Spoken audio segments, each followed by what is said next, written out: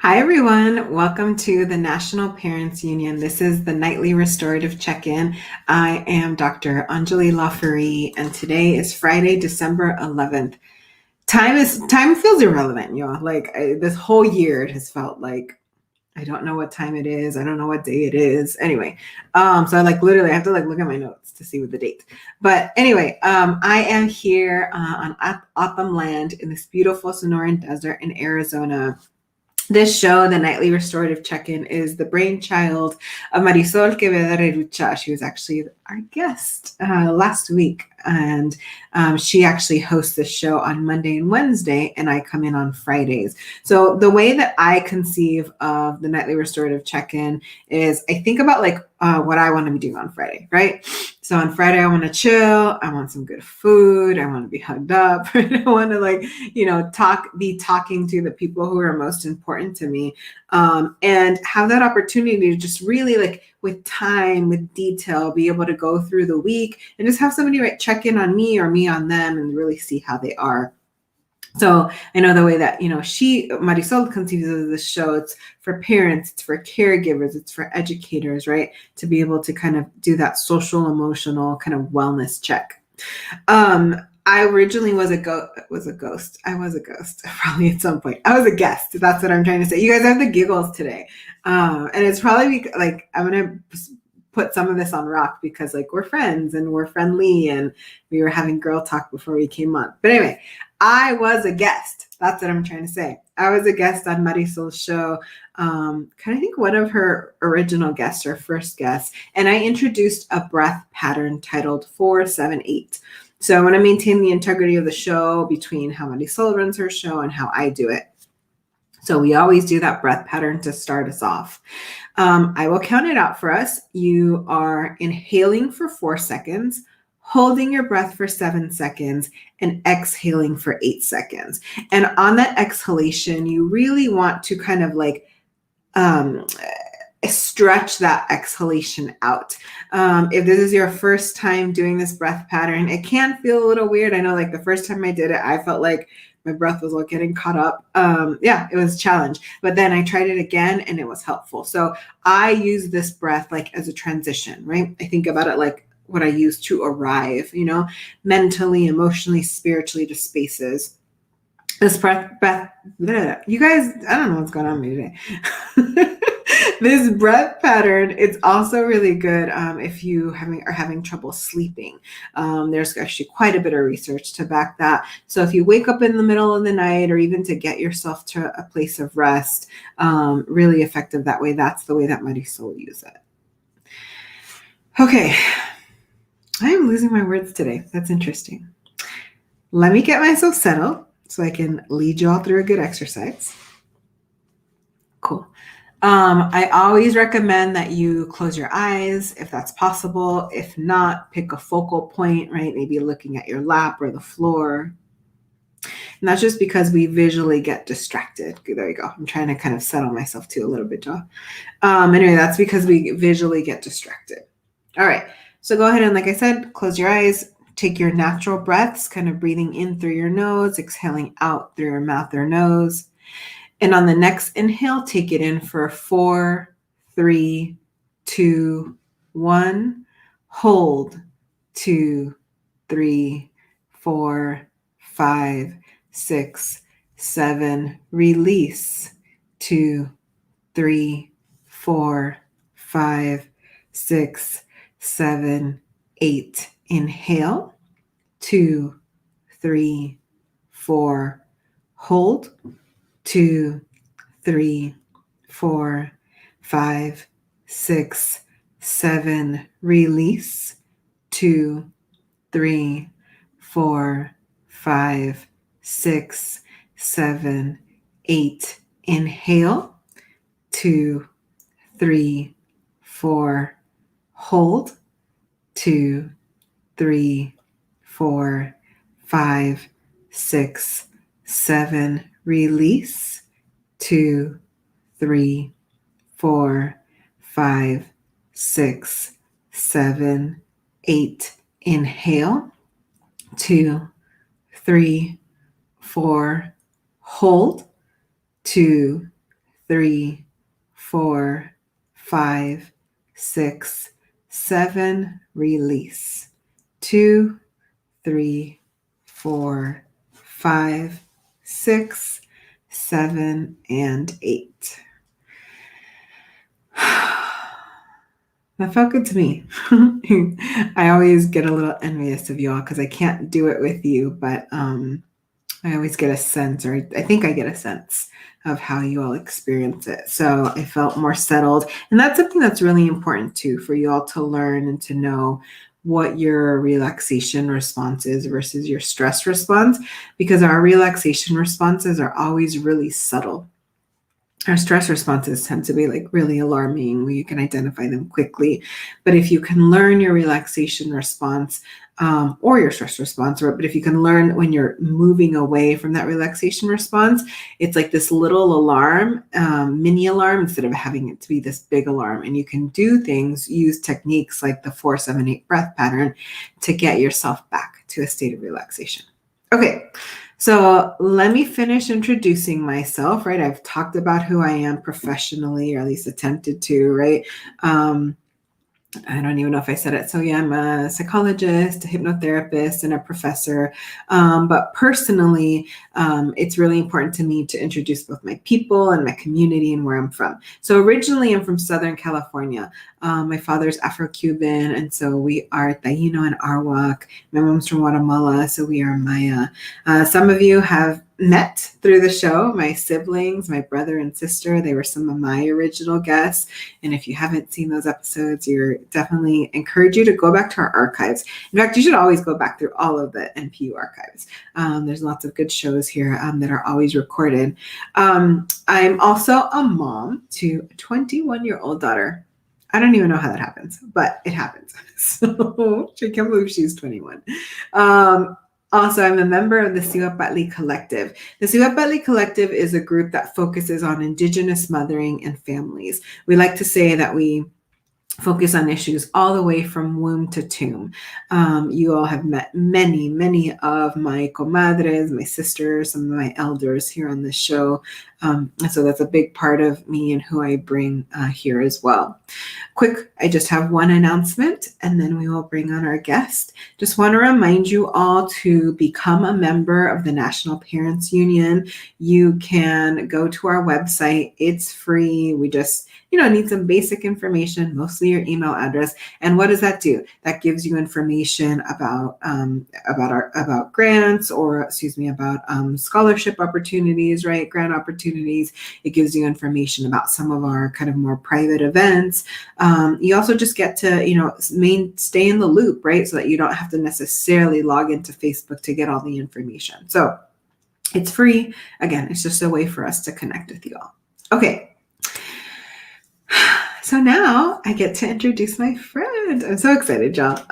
So I'm going to introduce, right? I call her Racquel. She goes by Rock. So she is a spoken word artist, poet, author, and owner of BNX, Black and XicanX. As an African American and Xicana woman, her life experiences play a major role in her art. She most recently wrote a book titled Rough Edges, a poetry collection which navigates the complexities of duality, love, loss, motherhood, friendships, and more, all in poetic form. Rock aims to celebrate the love, pride, and empowerment of her cultures, and I'm so happy to bring her on. Hey. Hey, Hi, I'm good. Thank you for having me. Of course. Hello, friend. So I introduced you as far as your bio, and it's actually really complete. I was complimenting you before. I love the way your bio reads, like in the way that I'm like, can you write mine for me? But a bio's never complete, right? What else? Who else are you? What else do you want to say about you so that the audience knows who you are? Yeah, absolutely. I'm definitely I'm an educator. I work in higher education. I've been doing that for over 10 years. It's extremely important to who I am, how I mother, just my overall being. I definitely believe in higher education. In addition to that, I am a wife. A motherhood again is extremely important to me. I do a lot of community work with younger people, specifically foster care. Previously, I actually had I was in foster care for a moment, so that's like really core to my identity as well, Mhm. and just my relationships with the community and what I like to do. And so I mentor often, and that's just again something that I really, really do enjoy. And I think my bio was really concise, and I think you grabbed most of it. And then of course a poet. That's my true passion and just the love of my life. And I want to add, you're an entrepreneur and a hustler. Like, and so, okay. So remember when I told you, I was like, there's a word I wanted to include in the write-up, and I wanted to include hustler, but like, Do it. I know you weren't going to be offended, but it was one of those, like, I don't know how other people are going to take it, you know? I I don't mind that. I'll take it. And this is, that this business is new to me, right? Like it literally came out of writing the book, and I was like, man, well, wouldn't it be cool if I, did a clothing line, and it was for my people, for my bicultural background. And then I was like, oh, but I love jewelry, right? So then I was like, and it just kind of just formed into something, and it's something I'm learning as well, right? The business side of things, and I bounced ideas and told you what I'm trying to do, but I'm just trying to make a way, and I keep telling people too, I'm not trying to get rich. I want to leave something for my family. I want to leave a legacy. Um and so yeah, I'm excited about it, and I'll take hustler any day because I think that's a good term. I think so too, you know? Yeah, it was one of those, like, it's like, is that the word I want to put out there? And like, what will be the connotation? And it's important to say, like, and because you're a woman, right? I was like, oh, Mhm. I don't like, I don't know what kind of show they're going to think this is. So, but no, but okay. So thank you for that. So Mhm. let's check in. Let's check in, right? I mean, obviously, and then we'll get to how we know one another. Like our warmth is palatable, but how are you? How are you?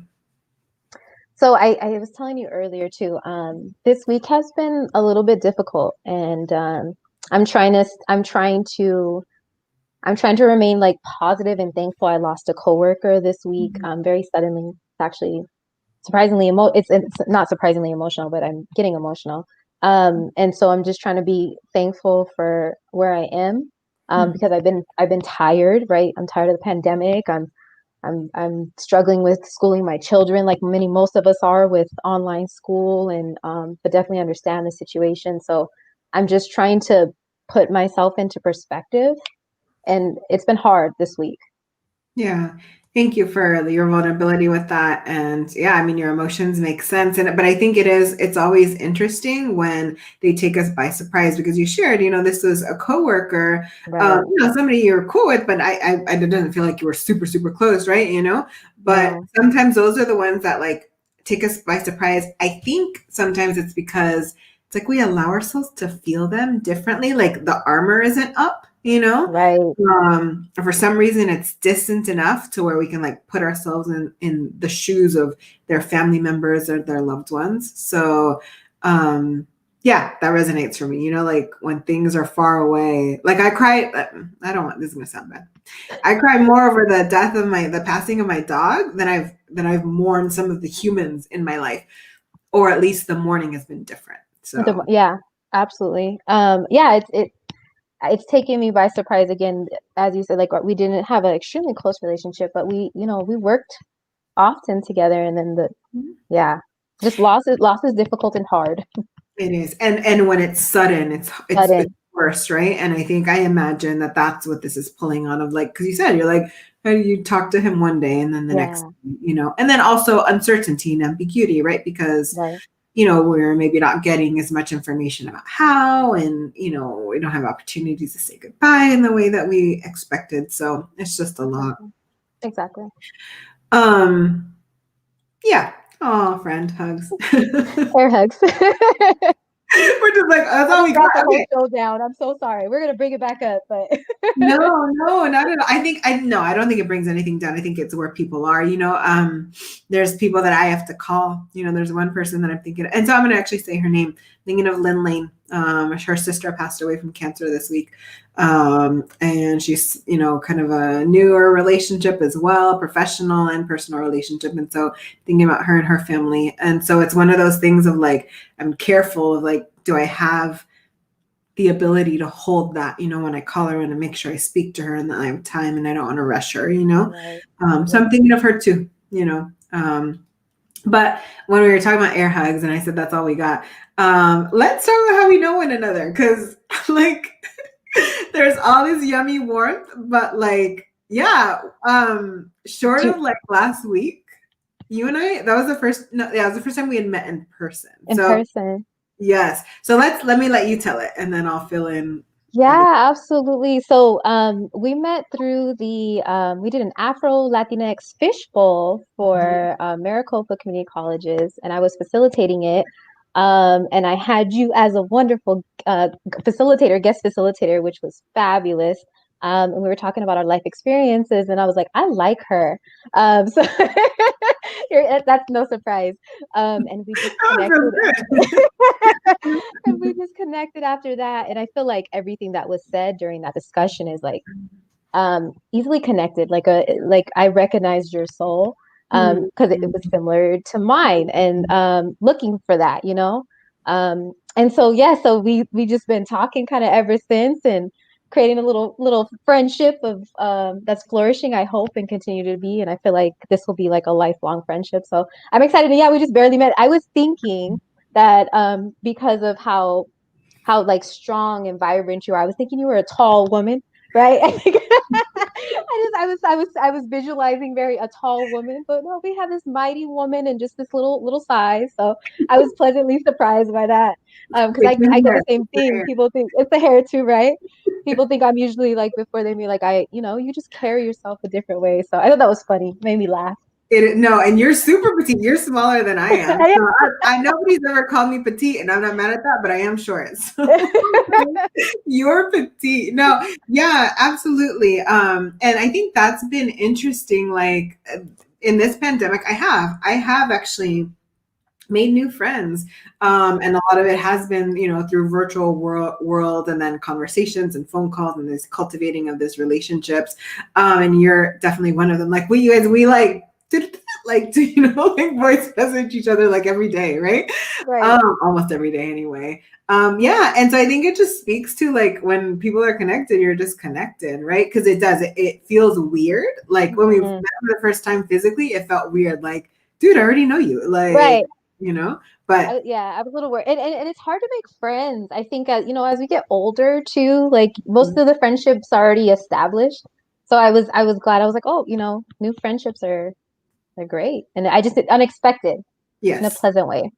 absolutely. Absolutely. I'll share. For me, I know that part of me making new friendships at this season of my life is because I'm actually, some of my other relationships are changing. There's a Mm, lot, I've had a really interesting and I'll say difficult year this year, as far as some friend realizing kind of that some friendships that I held dear to my heart have had to shift, yeah. and so, I just think like we're aligning, we're all aligning differently, and so you and I are matching right now, and so that's why we came together. So, but speaking of, like, so despite the fact that you and I talk like frequently and daily, I have your book that you gave me. Wait, thank you. It's I'm interesting gonna to try to share. figure out how to like put it I up was there. gonna say they can I see know, both. I know, like somebody screenshot. Okay. Anyway, so I realized I didn't finish it, but from what I read, I realized there's some stuff in there that you and I don't talk about in the daily, which makes sense. We don't talk about actually a point of connection which was what we were discussing at the Afro Latinx fishbowl, the tornness, the identity Mhm. confusion, the some of the difficult feelings, again around that topic. That's for me for sure what stood out the most. And I told you, I was like, there's a lot of pain in the book, right? And I Mhm. totally feel like you process your emotions through writing. So talk to us. What was the inspiration for the book? Where did this come from? So this is a long time coming. Like this is my baby. So this took 10 years. So I've been writing just collections of poems, and it is right. I process through writing. And so anytime I'm feeling something, I write, and then I write the dates. The dates are extremely important to me. Mhm. Um, And so it's always been like a lifelong goal to write a book. And I think the blessing from this pandemic is I was actually able to sit my little butt down and get it done, you know? Mhm. And so honestly, the inspiration came from time, me actually having the time to do it, and then deciding that I was going to sit down and actually do it and compile.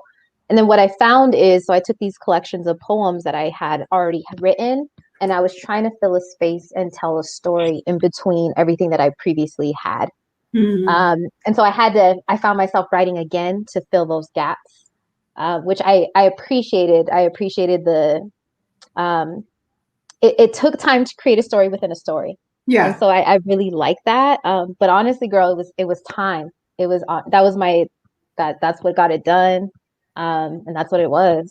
Yeah, I mean, the silver linings, right, of this really awful year and difficult year. Um, yeah. Also, you self-published, so I think we should talk about that. Again, I was like, that's a hustler right there. So talk to us about that process. I did self-publish. I honestly like I didn't know where to start. So I did some research. And I was thinking about it. I was like, man, I was contacted. I ended up copywriting my work because I was like, nobody's taking this. I worked hard on this. So I ended up copywriting my work through like Library of Congress. Made it all official. And I was contacted by some publishers, but I decided that like this one was gonna be all mine. Hmm. And I guess especially for my first book, I wanted that intimate connection between what I was doing. So I just did some research and I was like, okay. And then I found out that I could make my own publishing house. I was like, that's dope. Like I can have my own publishing house. So I Hmm. decided to make one. So I made BNX, which is the Black and XicanX, like publishing Hmm. house. And Hmm. that's when I kind of started running into the business. But I wanted to create a publishing house that hopefully I can make my next book with, but I can also publish other authors, other minority authors, people of color authors as a long-term goal. And I just kind of just kept doing my research and I found like I don't mind sharing. I went through Lulu to get it printed. I hired somebody for this cover art that I'm extremely proud of. I told them what I wanted. Hmm. Um, and I, hired them up and they did it and it was fabulous. And it was just what's funny about it is as long as it took, the process came together like that. Yes. And I was talking to my mom's about it, and I'm a big mama's girl.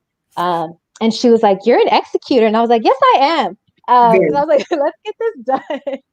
And I would say that it's so funny. I literally was told I was gonna do it, and I got it the whole book process done within like 3 weeks to a month.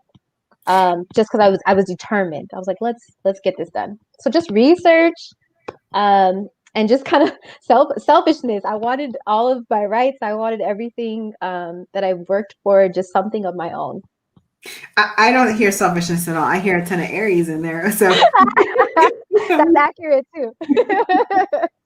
I know her sign, y'all. Okay, so no, and I have to be honest, like I admire so much like how you set your mind to something and you just do it. Like I don't even know how you do stuff and how you do all the things you do. And I know you say that about me all the time, but like you are absolutely an executor. I 100% agree with your mom. Because this is not small, like, at all. I know what it took to write a dissertation, like, and Yeah. that was a huge, long process. But also, what I loved about what you said too is that, like, then when you were finished, right, that everything aligned, and so I don't know, and I just feel like we don't pay enough attention to those pockets, right? Of Mm, like sometimes things need time, they need to marinate, right? It's not an easy process, and then we line up with something and then it goes really quickly. I it don't just think works it out. means that you're not aligned when it's taking long, but like just respect for the time, the periods where it takes long versus the periods where it's moving really quickly. You were going to say something? No, no, no. I was just definitely gonna agree with you. Yeah. Yeah, it was crazy how fast it just worked out. And I think that's important too, is just kind of paying attention to those things that align because I think those are the things that are for you. You know Hmm. what I mean? Like or are meant to be. And so I try to pay attention to those, I guess, like synchronies or when they're there. Absolutely. And then out of it, you're right, like you said, came BNX, right? And so I want to spend like some time with that because like that's what I'm just like, hustler is actually like insulting. I was like, you're actually like a mogul. So you're on your way. I'm gonna claim that for you. So, when you blow up, like I said it first We're and claiming that. We yes. are claiming that. So let's talk about BNX. Like you said, it's a line. And like what are you have? Sweatshirt. Tell us all the stuff you have. Yeah, so BNX, I decided, so it's obviously a publishing house. I'm considering it like a full brand. Still trying to just again, I'm navigating business. My degree is not in business. But what it is again the clothing. So I have shirts, which is it's black and brown, different shades, United Struggles. Again, having to do with my bicultural background. And it's being copyrighted just as a reminder on that one because I know it's golden. But black and brown, different shades, United Struggles. And in addition, I have sweatshirts in that. I have some shirts. I have some V-necks. I have a couple more clothing that I'm having coming out, and just it's a little bit on pause right now, just because I'm trying to focus on jewelry, which I'll get to. But in addition to that, I have like a Chicano Pride shirt. I have a Black Pride shirt. And I plan on continuing to just again, everything is for the love, pride, and empowerment of my bicultural background. So it just may vary, but the brand will always be BNX, Black and XicanX. And so it is for everybody. I want to be really clear on that. Though it's obviously specific to I'm marketing to African American, Latinx people, Black people, right? But it's also for allies. So I do want to be very, very clear on that. And it's all love, you know what I mean? So please know that. And that's good for people to know because, like, like our woke allies will question, they should question, hey, should I wear that? Like, am I appropriating? Is that for me? And so, like, we need to get used to that. We need to get used to one, asking that question, is it for me? And then to us, like, well, I'm including myself in here, but, and like, so entrepreneurs, right? Being able to kind of feel comfortable in saying who their audience is, Right, right? right. And I guess, in some ways we could say unapologetically. Actually, I'll tell you why I said us. It's because this is my mom's comment. Oh, So it's because she called us both entrepreneurs. My mom knows that I've owned businesses before. So, and she can't wait to read your book. She oh, got okay. Thanks, Mama. I'm a little proud of the fact that she got the little book emoji in there. Good job. Okay. Anyway, yeah, excuse me, another blessing, right? Another part of this process, right? That brand, like you're just starting that brand. And I think it's beautiful. I love the way you use words. I mean, I love that in the book. I love how you speak them, how you compose them and put them together.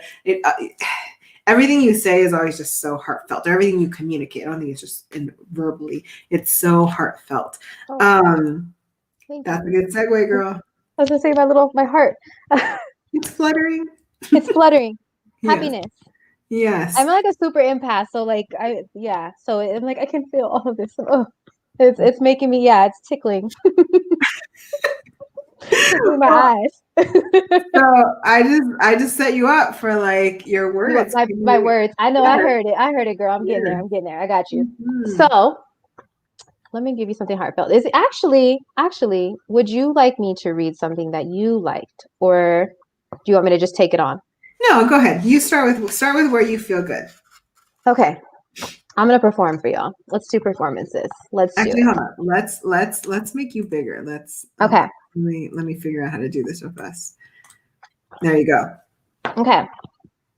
I'm gonna perform She Is. And so you know about my poetry, you all, my book, Rough Edges. The thing about it is most of the pieces were written as spoken word performances. But some of them are written as actual poetry. This is called She Is, and it is a spoken word um, poem.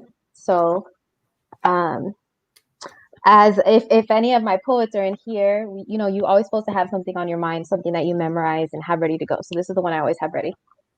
And it's called She Is.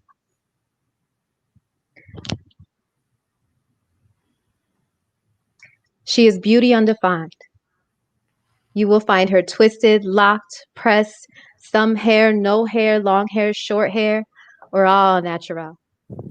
She can be ebony, black like Egyptian sand, sun kissed, white as snow, or as grandma always says, High yeller. Her body yields sizes ranging from straight as a needle to curvy with some cushion. Her mind is full of wisdom deeper than a 2,000-page book. The more you read, the harder it gets, traveling through memories she can't erase. She's reminded almost daily of her place, often told not to look to the past, but she can't help but to see the correlation. Not much has changed. New year, same nation. Oh, but her spirit, unbreakable, durable, strong enough to withstand the hardest of times. She's backed by ancestors who push her to rise, hands pressed against her back. At times she wants to give up, but resiliency is always coursing through her blood. At night, she falls asleep upon tear-soaked pillows. She could visibly see systematic oppression, racking her head thinking how they don't get it. Mass incarceration, another child dead, shot by the ones who are supposed to serve and protect. So she prays for better days and makes a difference where she can, holding her head high despite the barriers that land. Because her heart is fierce and full of love. Her greatest strength is her courage and her will to carry on. Her history is painful like an open wound that won't heal. Bandages and band-aids won't remedy the feel. But as the saying goes, what doesn't kill you makes you stronger. And she is the rose in the storm that never falters. And I admire her so because she endures the test of time. With her head held high like Maya Angelou, still I rise. I pray for her daily, equality she will one day see. She is love, she is strength, she is the reason that I breathe. Because I am of her, and she is of me, Umoja, unity. She is my community. Thank you. Yes. I wanna clap it out and blow people's ears out. Yeah. It's so nice to watch you. Like it's so nice to be able to enjoy you, and your art. Give us context for like what was going on in your life when you wrote that. So that one, I was actually asked to perform for the, oh, thank you, love, I appreciate you. I was actually asked to perform at Maricopa Community Colleges. The Deltas were hosting a Kwanzaa event, and they gave me, yes, I wish, I'm like, what? Hey, they're amazing. But I know what they are. You know, they're fine, right? Yeah. The beautiful Deltas, they were hosting a Kwanzaa event. And they asked me to do a performance piece, and it was an awesome event. And they gave me a principle, a Kwanzaa principle, which was Umoja, which means unity. And a little bit of pressure because they didn't give me a lot of time. And so I was kind of thinking, I was like, man, what do I do with this? What do I do with this principle? And I started thinking about what I wanted for my community and how I viewed my community and how I wanted it, what it looks like to me. And I thought about how the impact on women and how we're viewed and everything. And I thought it would be a really cool comparison to compare a woman to a community. And it just came, like it flew. And that's like the best, like for me, when I'm like, oh, when I have a thought and it just goes and it went. And so that was honestly the inspiration, is just like, I just thought about, God, a woman and how like she shouldn't be defined and how, you know what I mean? And like she can come in all these different textures, colors, all of it. And that's how our community is too, right? Like we come in all these shapes and sizes, and we don't need any definition but to still be unified. So that's where it came from. And it was just, it felt so good. And honestly, the Bible references wisdom as a female couple. So it's funny that this is my friend Brian. Thank you. I have a spiritual connection, but I'm not extremely versed in the Bible, so I'm curious about that. Because I'm very spiritual. Go ahead. What were you gonna say? No, yeah, but I think it's that idea of like wisdom being feminine. As feminine. I was gonna say, I'm like, I know it's there. I just like, I wouldn't be able to tell you. And it's in like, it's always been I feel like that's something that's always been kind of core to who I am and what I know, not necessarily from biblical references. It's just like ingrained, which I don't know how to. I don't know if I'm verbalizing that well, but it's like, yeah, it's put there. I lost where. Go ahead. Go ahead. Well, I was gonna say, make a connection for you, and Please. to bring you back. You know, I think I was touched, or like I really feel the word ancestors, and you say use that you acknowledge the ancestors in a lot of your poetry. You know, Yeah, and so I think that's a source. You know, there we go. and not to discount any other sources, but you know, like, and especially because, like you said, you were trying to parallel a woman to community, you know, so Absolutely. then community is ancestors, right? You got me. And you absolutely, I was like, I can't find my words, but I'm a poet, y'all. I just couldn't find my words. And ancestors, yes, you'll see that through my work too. Um, I'm definitely a product of like my like ancestors. I feel my ancestors. I know they're there. Like I feel them in every part of my body. Um, and it's like crazy. And I honestly feel like when I'm writing, like I'm being spoken through by them, which is kind of trippy to say, but Not at all. that's my connection is like I feel wisdom. I feel their feelings from then, right? And um yeah, they're always in there. Well, no, actually, I think that's really important. And, you know, you're reminding me actually of something that I've used before, which, if I want to put it in like psychological terms, it's Hmm. automatic writing, but it's more than that. Like, I think of it as like inspired writing, you know? And so I was first exposed to this type of writing with a book called Conversations with God, right? And that was the idea, right? The man writing the book felt like he was a totally like non-religious person, right? And felt that like one day he just started to have this connection, right? And Mm. started writing it. And that book is actually really influential for me, like exceptionally influential. But I think also that is a technique for when people feel, I don't know if the divorced, separated, like their connection was stolen, right? Mm, Doing some of that writing, right, might be a way to have that connection. And so it makes perfect sense to me hearing you that is both your spiritual and your ancestral connection, because it's through your gift, and you know, wherever we think our gifts come from, our ancestors are certainly connected to that process. absolutely. You just wrap that up and put in a bow for me. That was perfect. Done. You be the B, I'll be the X, vice Very versa. good.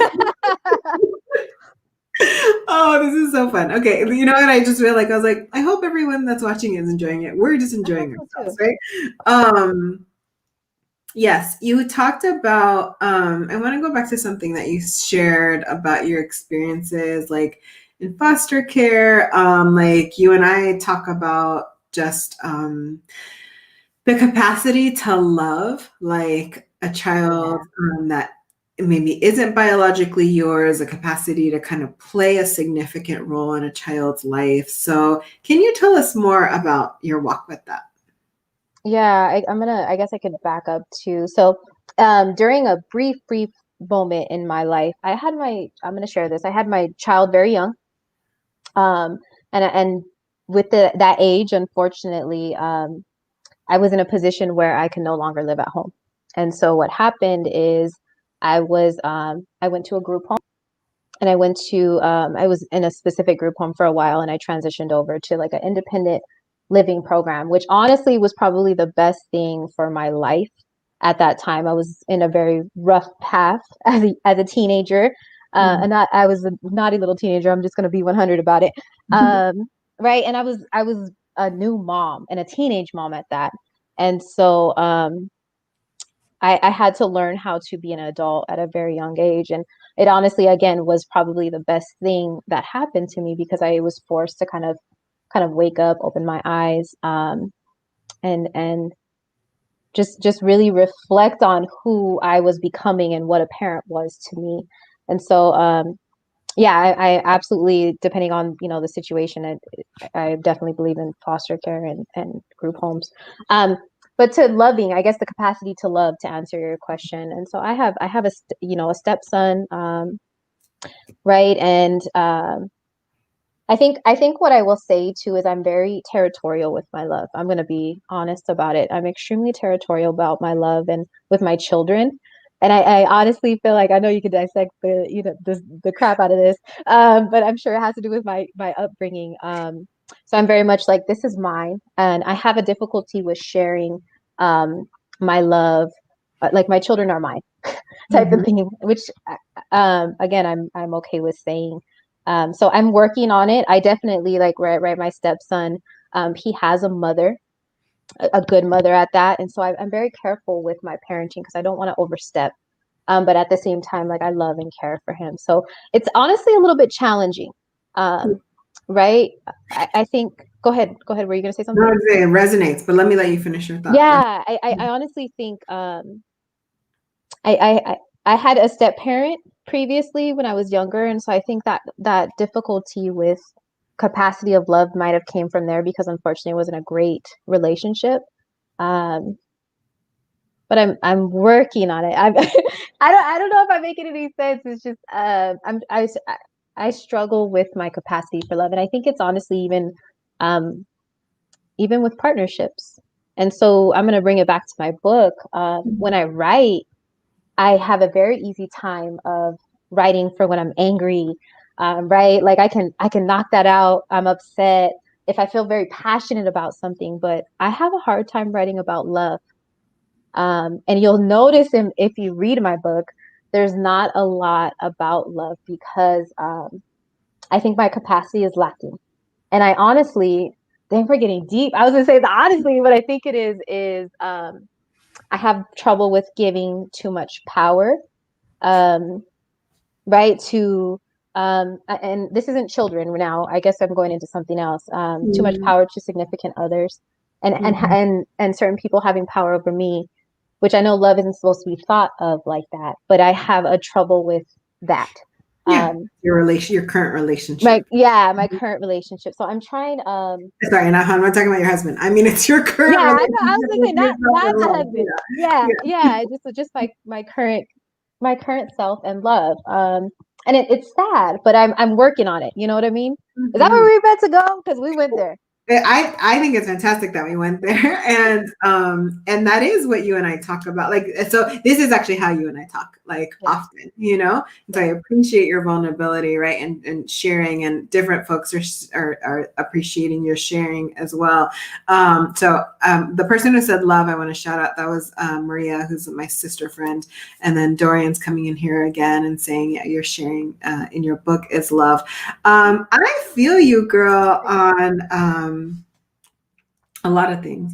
Because I struggle with sharing my emotions in the moment, all of them. As Mm, soon as I wrap my mind around it, I'm fine. I can talk about anything, right? I can even talk about anything about myself. But I resonate with you. I don't think that love is a hard emotion for me to access, but I resonate with you in like the struggle, or like the it almost feels like knowing that you wish you could do a little better, a little bit more, knowing that you're green, knowing one of the hardest things is knowing where you're making an error, knowing where you want to get, but not understanding like, the path between A to Z and how to get there. absolutely. So, I think that's just good because if you and I are experiencing it, we're not the only ones, Right. True. Yeah. And I certainly hope and wish for you that, like, that'll get healed up, but that you'll align with that love too, at some point, personally and also in your writing. Mm, So that brings me to actually a question that I wrote down before that didn't have a place until now. do it. What's left to write? I mean, I'm sure there's so much. It's so funny because I was literally thinking that too. I was thinking that's what I'm gonna challenge myself to do in the next book. My fear, my honest to God fear is like, I don't know if it's gonna be up to par because I don't that is new terrain, right? Writing about love. And like and let me be clear on that too, because I did write about love to my sons. And Mhm. there's poetry to my son. Easy, easy, easy, easy. But when we're talking about partnerships, there's a certain vulnerability that I won't touch, but I'll touch everything else. Mhm. Like Mhm. I'll touch everything else. But when it comes to partnerships and love, there's just something that I can't, I'm trying to get myself over to it. And I talk about it a little bit in my last poem is like I teeter the line of affection. I teeter the line of love. I put my one foot in and one foot out because it's fair for me, right? Like I'm like, you might not balance me. You know what I mean? You might take all of me. And that would be like, whoa, like what would I do? And so I think my fear, and especially with writing too, is like, and even loving is, if I put everything and I lose everything, what's gonna Hmm. happen? You know, Hmm. like who am I gonna, like what am I gonna, and I never allow myself to get there. And so I'm going to try in my next book to try to put myself there. But I'm also gonna give you the raw me, because that's honestly the best that I can do. And that's where my best writing comes. But I'm going to like try to sprinkle in like 3 or 4 little love poems just to try it out. And Well, we'll see how it goes. and I think so. It's interesting that you say that. You and I have never. I don't think I've heard you say I, struggle with love Yeah. specifically. I mean, I know we've Yeah. talked about relationships and stuff like that. I think the raw you is love. That's like so. Like I said, I'm hearing this, but I'm like it feels dissonant. Of Mm. like I don't know how you are you without love. Because to me you are a loving person. I was gonna say I would agree with that. I don't know where I was gonna say I feel like I'm very nice, I'm very warm, I'm very loving, right? But it doesn't translate in all aspects of my life. Yeah, and I hear that. I hear Yeah. that like loudly. Let me for myself. Let me read the comments and then I'll come back to me. Please. I'll relieve, let you off the hook. They're Okay. gonna school us. Yeah. Well, no, they're good. So yeah, Dorian's reminding us too. Dorian's just writing all up Yeah, in here. Dorian speaking. Yeah. Sometimes we put, I think, a border, around love is like trying to define it, hold it, right? And it's not tangible, right? And that, another comment he's saying, right? Love comes in many shapes, right? Even when it's rough, right? Even when it's through scolding or parenting. And that's just a good like parents comment. We all know that, right? Right, When right, right. we're kids, when we're scolding them, even though it doesn't feel like it. Now, that is not to confuse abuse with love, right? I mean, I don't, it's worth saying. Yeah, even like okay, so my turn to be vulnerable, right? Please. I resonate with you that feeling around like I want to do it better, or like Hmm. there's a repetition to relationship cycles or repetition, and then at a certain point, getting like, hey, I'm the common denominator, like I'm the common That's the denominator. hardest. Yes. Yes, yes, and we were talking about control, and that like with somebody right now that I am struggling to give away a little bit of power and control, and then I feel myself, I'm like, damn, like I really jumped down this person's throat a little bit, more sooner than I should, right? Or respond defensively, and Mhm. that's actually true of me romantically, and that's actually true of me in like in all relationships and friendships. I'm noticing that a lot with my daughter. I'm really in a place of noticing my defects, right? And defensiveness Mm. is one of them.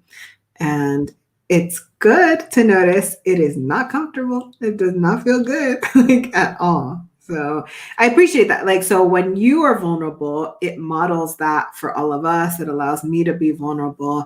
And we're just normalizing these experiences that we don't have it figured out. Right. um, and I think also, especially like because you are such an accomplished woman, like, and I just think of your Aries, but because you're a go-getter and all these things, I think you and I have talked about this, the skills that we need to do well in our professional life and to serve for me, for it to survive Hmm. aren't always the skills that benefit us in our romantic relationships. And it's hard to like undo, unlearn, adjust, because like, especially when you're good at the surviving and you're good at the hustling and you're good at the like, girl. Yes. That was it. That's exactly right. And it's that's yes, ma'am. And I'll share one more time, and I'll relate Please. to you, like, because you said that. Well, I don't know. You were saying something about there maybe analyzing yourself about why this idea of giving up control and losing it all, giving up control of your heart and losing everything would be so Yeah. harmful. That also hits me, like I know that I carry it. Like, so part of, I didn't say it on my intro, but for those of you who don't know, I'm widowed. So my dad and my husband died 11 years ago, and they died a day apart from one another. And I haven't remarried since. I've been in significant relationships and been close to it, but I haven't actually like done that, right? And yeah, I definitely have like a scar. I'm like, oh, people leave, and not people leave like men get up and leave like that. Yeah, It happens, but that's not.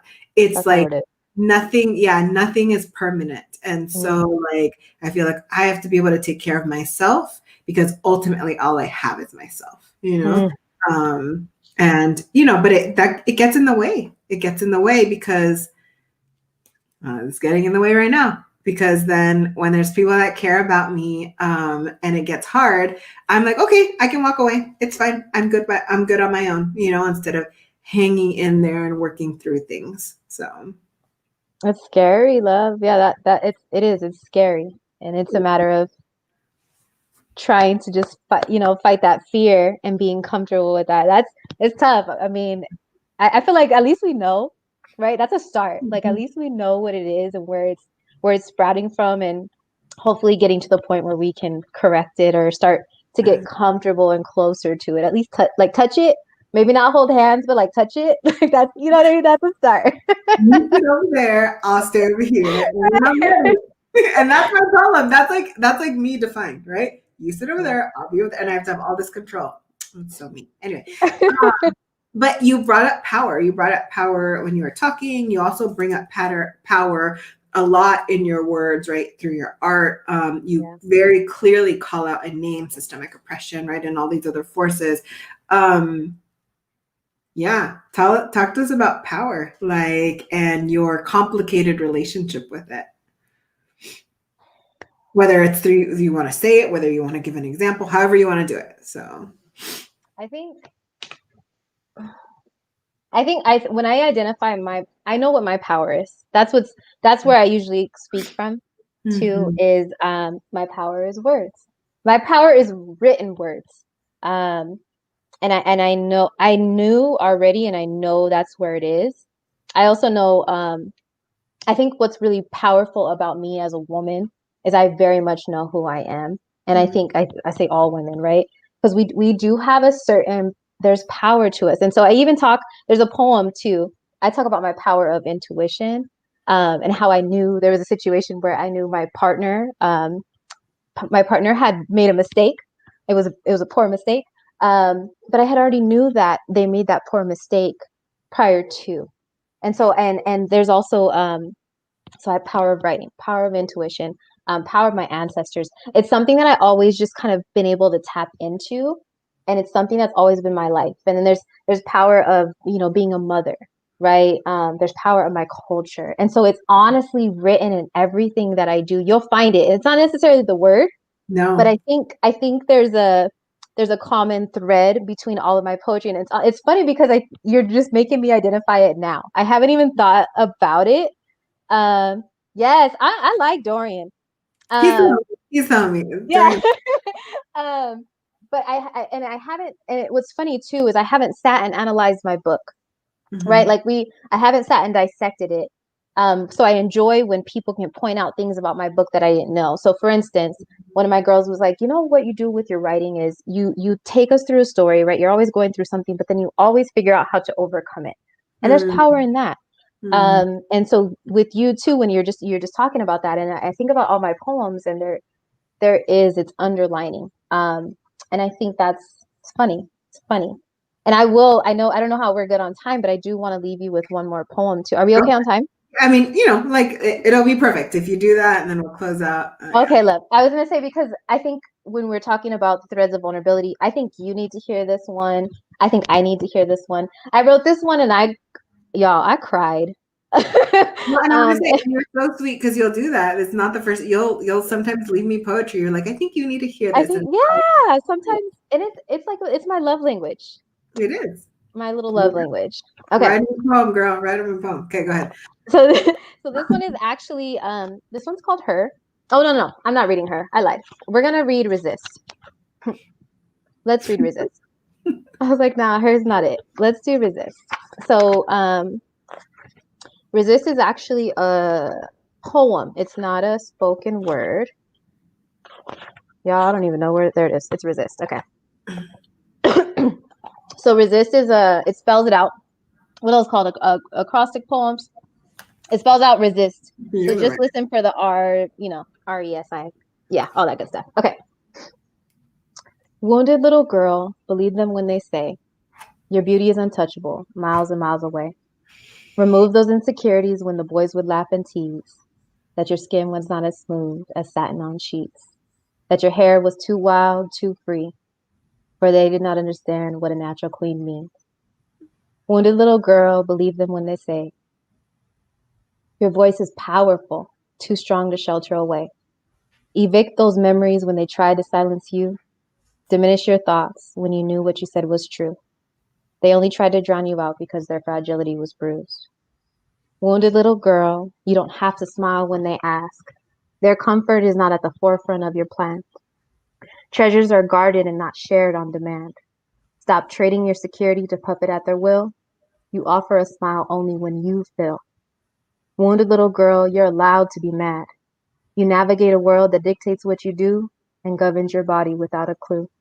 Insist on reform, speak out and fight. Women are as important as the stars and moon at night. You are the true guiding light. Wounded little girl, walk with pride. You carry your heritage deep down inside. Ancestors of might will glide you on. Separate those who claim you don't belong. Channel your elders and persist on. Wounded little girl, you are worthy of love. A heart like yours was meant to be shared. When God created you, he created a pair. Sometimes it takes a couple of tries to find a love that is healthy and right. Tear down those walls you build so high. Allow yourself to be loved and treated right. Wounded little girl, you're so much more than your inner child gives you credit for. Suppress those thoughts she holds on tight, the insecurities, the fears at night. You are a warrior, powerful and free. I should know that wounded little girl is me. Oh man. I totally understand why you wanted to share that poem for you, for me, for all of us, right, in the conversation. And like I want to segue that into like almost a thank you of like thank you for surviving, like yeah, thank you for yeah, sorry, I'm like getting lost in my heart and then also getting lost in the comments. My sister Maria is saying that every one of my girls is getting this book for Christmas. Do it, Maria. So let me finish my thank you. Let's tell them, then we'll tell them where they can get the book. Yeah, I just appreciate you. I appreciate you more than anything. I appreciate us. I appreciate friendship and synergy and like how we impact one another. I do. I've said it, I admire so much just who you are and how you are. And you're somebody who makes me feel so comfortable. And I've said this before in shows. I don't like let a lot of people hold me. And I mean that in all ways. Like, I mean that in all ways, And somehow you and I, like, we have figured out how to hold one another. And so thank you for holding my heart in that poem, because I felt what you wanted me to hear in there. I heard it at the end, So thank you for how you hold me. Yeah. Of course. Where can they find your book? Yeah. Wait. I just want to say thank you. I'm happy. Thank you all for who joined us. She already has me teary-eyed. I'm big baby. But yes, that was. I'm glad you heard because I. Okay. I heard it. And my book, you can find it on my website, which is www.rock, so ROC, and then B as in boy, and as in Nancy, X as in Zion.com. It's on there. It's $15. I'm also gonna be at if y'all are in Phoenix, I'm gonna be at Asuka, a coffee shop, tomorrow actually from 9 to 12. Just a little baby pop-up over there, and I'm always happy to sign the books. If you'd like it signed, I would love to do that. There's no fee for that. I don't do all that. I'm happy to. And I appreciate your support. I also will do readings here and there and do book giveaways, just so you can just kind of read the book before you buy the book, and just pray that you enjoy it. And just, yeah, thank you. Absolutely. Yes. So I put the website in the comments, right? rockbnx.com. Mm-hmm. Yeah. rockbnx.com. So please order, and you're always doing pop-ups. So I would recommend that you always. Yeah, I was like, I cannot keep up with you. So I'm like, I need a day of rest. I don't know how you do it. But no, you're always every weekend. You're at a almost every weekend. I think you're at a pop-up. So that's where people can find you and your other forms of art, your jewelry. You're getting into like all these different, things, your coasters, which I know you're not proud of yet, but like you're working on it. I'm working on it. Girl, thank you. Yeah, thank you. I'm so happy. I appreciate it. Thank you all for listening and hopefully connecting. I hope we were able to connect. Absolutely. I have no doubt, and so, yeah, all of you that are watching, right, definitely share this. This is the beauty of this is that you can share it later on, right? These are recorded. They live forever and ever as long as Facebook lives. And I hope that all of you have a really good and restful weekend. It's a really good time for these last minute purchases, stocking stuffers of all things, rock XicanX. All right, everyone. Have a good weekend. Have a good night.